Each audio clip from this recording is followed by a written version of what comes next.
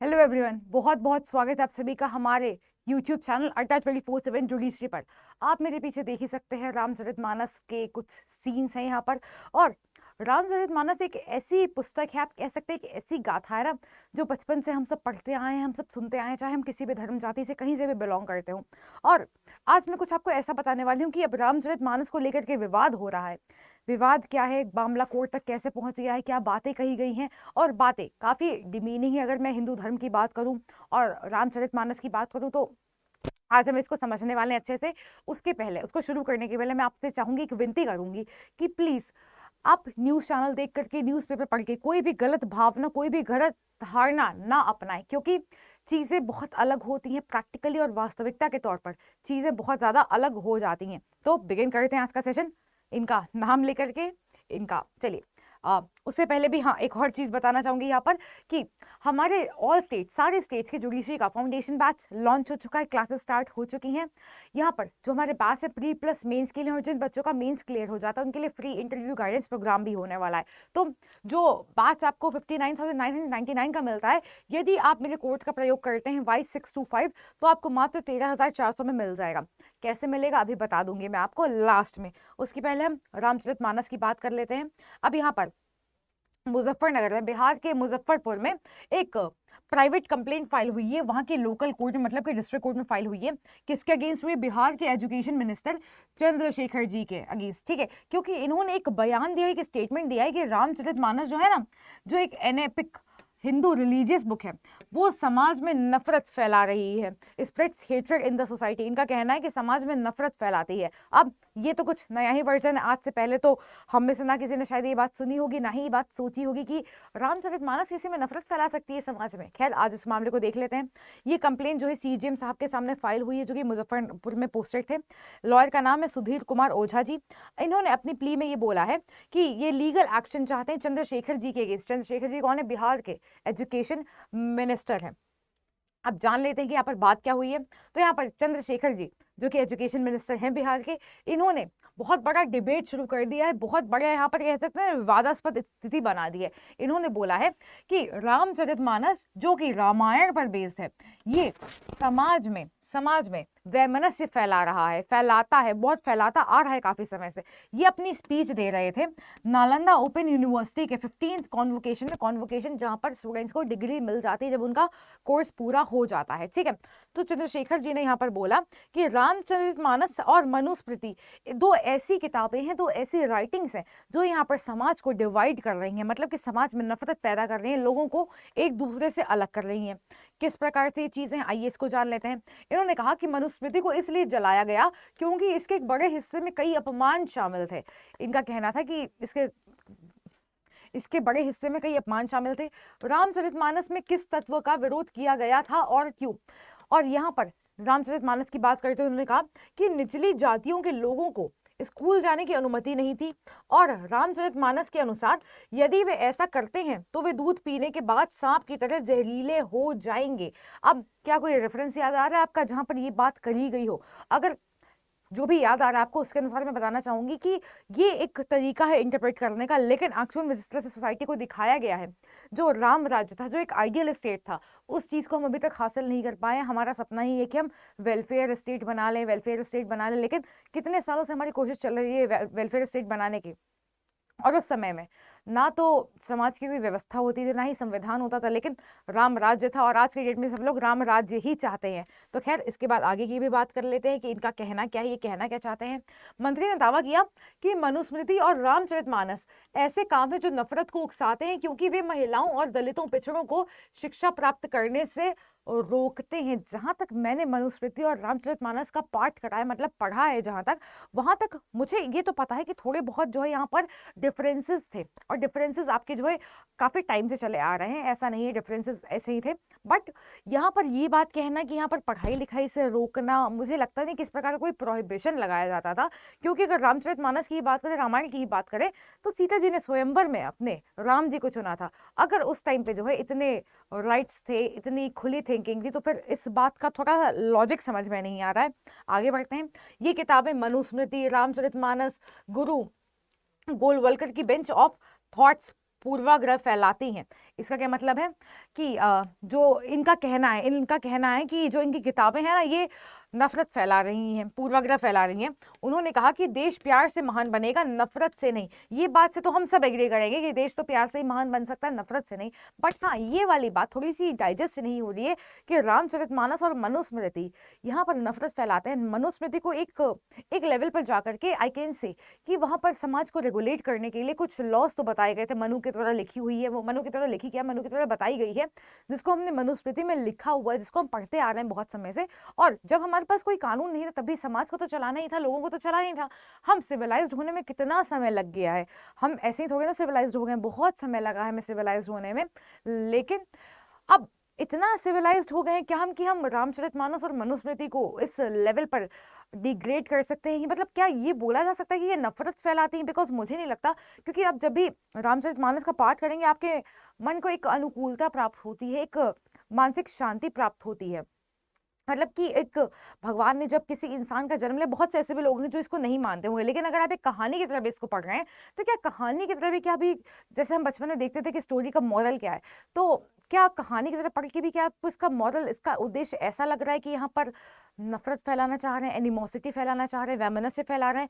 Because मैं personally तो इससे एग्री नहीं कर पाती हूँ। मुझे नहीं पता आपके क्या ओपिनियन से, बट हाँ, कमेंट्स में ज़रूर बताइएगा, ज़रूर बताइएगा। और यहाँ पर केस इसीलिए करा गया है क्योंकि हिंदू सेंटिमेंट्स को हर्ट किया है ऐसा रिमार्क दे करके अभी यहीं पर, क्योंकि किसी हिंदू ने रिमार्क दिया है तो चीज़ें थोड़ी सी शांत हैं। लेकिन अगर किसी और धर्म के व्यक्ति ने ऐसा रिमार्क दिया होता फिर तो अभी तक पूरे देश के लेवल पर अभी बहुत कुछ विवाद हो चुका होता। इस पे भी हो रहा है बट उतना नहीं हो रहा है।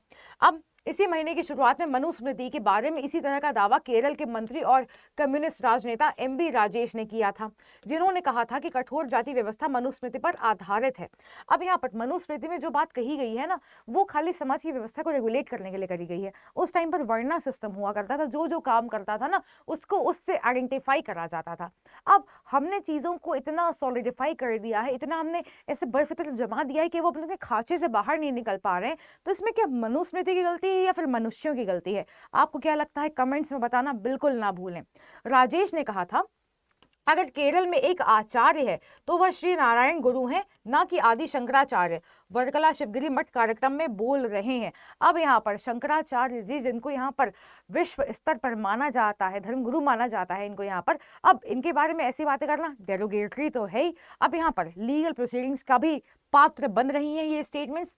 देखने वाली बात है कि आगे चलकर यहाँ पर क्या होता है, कोर्ट यहाँ पर क्या निर्णय लेती है। लेकिन हाँ, डेफिनेटली इस प्रकार का रिमार्क हिंदू सेंटिमेंट्स को हर्ट तो करेगा ही करेगा, बिकॉज सबका अपना अपना ओपिनियन होता है। आप मानना चाहे तो मान सकते हैं, नहीं मानना चाहे तो नहीं मान सकते। बट हाँ, इस प्रकार की बात करना कि ये अगर जो है निचली जाति के लोग दूध पी लेते हैं तो वो सांप की तरह जहरीले हो जाते हैं, I don't agree with this. और मुझे लगता नहीं कि रामचरितमानस में किसी भी लाइन में ऐसा लिखा हुआ है।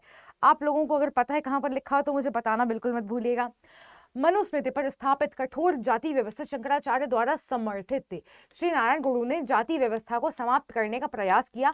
शंकराचार्य ने न केवल जाति व्यवस्था का समर्थन किया है बल्कि इसके प्रवक्ता भी रहे हैं। सबके देखिए अपने अपने रीजंस होते हैं किसी भी चीज के पीछे। मैं यहाँ पर शंकराचार्य जी को या श्री नारायण गुरु को यहाँ पर कुछ गलत नहीं बोल रही हूँ मैं इनको। यहाँ पर मैं श्री नारायण गुरु को यहाँ पर सपोर्ट करूंगी, अपना सपोर्ट एक्सटेंड करूंगी यहाँ पर कि इन्होंने एटलीस्ट स्टेप उठाए, इन्होंने सोचा कि जाति व्यवस्था को खत्म करा जाए, है ना।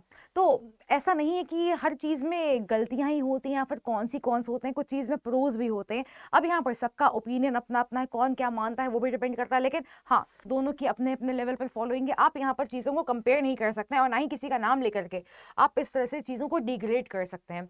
अब यहाँ पर अगर शीर्ष अयोध्या संत की बात करें तो इन्होंने बोला है कि मंत्री को बर्खास्त करिए। अयोध्या के जो शीर्ष संत हैं उन्होंने बोला है, अयोध्या के संत जगत गुरु परमहंस आचार्य ने अनुरोध किया है कि हिंदू पवित्र ग्रंथ रामचरितमानस के संबंध में अपनी विवादास्पद टिप्पणियों के लिए बिहार के शिक्षा मंत्री चंद्रशेखर को बर्खास्त किया जाए। अब इस तरह की मांग अभी तो यहाँ उठी और बहुत ही जल्दी हर जगह उठने वाली है, बिकॉज बहुत से लोगों को पता ही नहीं है कि भाई रामचरितमानस को लेकर के कॉन्ट्रोवर्सी क्या हो रही है। क्या हमारे देश में कॉन्ट्रोवर्सीज कम है जो हम रामचरितमानस को अब इसमें उठा करके लेकर आएंगे? और रामचरितमानस में मुझे मैं कई बार बोल चुकी, मुझे नहीं लगता, लेकिन हाँ, अगर आप में से किसी को भी लगता है तो प्लीज़ मुझे कमेंट्स में ज़रूर बताएं। और अगर है भी तो क्या इस प्रकार का स्टेटमेंट देना उचित है? क्या इस प्रकार की बात करना उचित है? आपको पता है यहाँ पर कि आप हिंदू धर्म को टारगेट कर रहे हैं, क्या इस बात को अलाउ किया जाना चाहिए? क्योंकि हमारा देश कैसा है, हमारा देश सेक्युलर है, धर्मनिरपेक्ष है, तो यहाँ पर क्या इस तरह की चीज़ें अलाउड हैं? अलाउड तो बिल्कुल भी नहीं है, लेकिन हाँ, हो रही हैं। आर्टिकल 19 क्लॉज ए कहता है कि आपके पास फ्रीडम है, right to speech and expression. तो स्पीच और एक्सप्रेशन का उपयोग करते हुए क्या आप किसी के रिलीजियस सेंटिमेंट्स को हर्ट कर सकते हैं? नहीं कर सकते हैं, सीधी सी बात है। केस हो सकता है, तो केस तो हुआ भी है। अब यहाँ पर इन्होंने क्या कहा, मैं बिहार के शिक्षा मंत्री द्वारा रामचरितमानस को नफरत फैलाने वाली पुस्तक के रूप में वर्णित करने के लिए न्यायिक कार्रवाई की मांग करता हूं, क्योंकि यह पूरे देश को नुकसान पहुंचाता है और सभी सनातनियों के लिए अपमानजनक है।